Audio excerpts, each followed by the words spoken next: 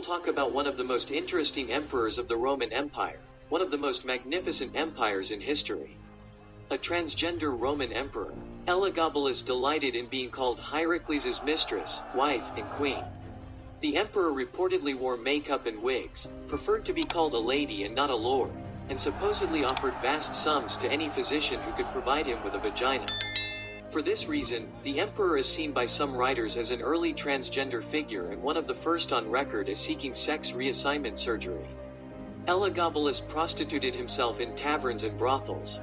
Cassius Dio states that Elagabalus was married 5 times. His first wife was Julia Cornelia Paula, whom he married prior to the 29th of August 219. Between then and the 28th of August 220, he divorced Paula, took the Vestal Virgin Julia Aquilia Severa as his second wife, divorced her, and took a third wife, who Herodian says was Annia Aurelia Faustina, a descendant of Marcus Aurelius and the widow of a man Elagabalus had recently had executed, Pomponius Bassus. In the last year of his reign, Elagabalus divorced Annia Faustina and remarried Aquilia Severa.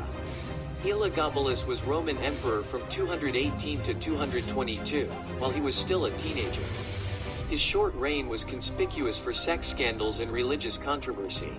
A close relative to the Severan dynasty, he came from a prominent Arab family in Emesa, Syria, where since his early youth he served as head priest of the sun god Elagabal.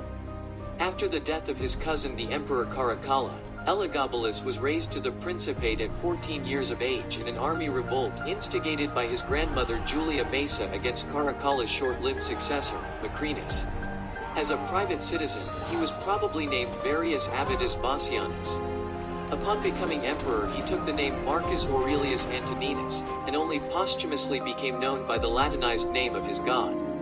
Later historians suggest Elagabalus showed a disregard for Roman religious traditions and sexual taboos.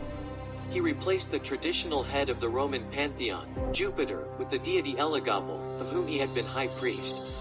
He forced leading members of Rome's government to participate in religious rites celebrating this deity, presiding over them in person. He married 4 women, including a Vestal Virgin, and lavished favors on male courtiers thought to have been his lovers. He was also reported to have prostituted himself. His behavior estranged the Praetorian Guard, the Senate, and the common people alike.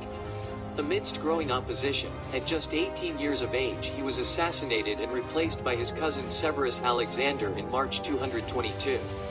The assassination plot against Elagabalus was devised by Julia Maesa, his grandmother, and carried out by disaffected members of the Praetorian Guard. Elagabalus developed a reputation among his contemporaries for extreme eccentricity, decadence, zealotry, and sexual promiscuity. This tradition has persisted, and among writers of the early modern age he suffered one of the worst reputations among Roman emperors. Edward Gibbon, for example, wrote that Elagabalus abandoned himself to the grossest pleasures with ungoverned fury. According to Barthold Georg Niebuhr, the name Elagabalus is branded in history above all others, because of his unspeakably disgusting life.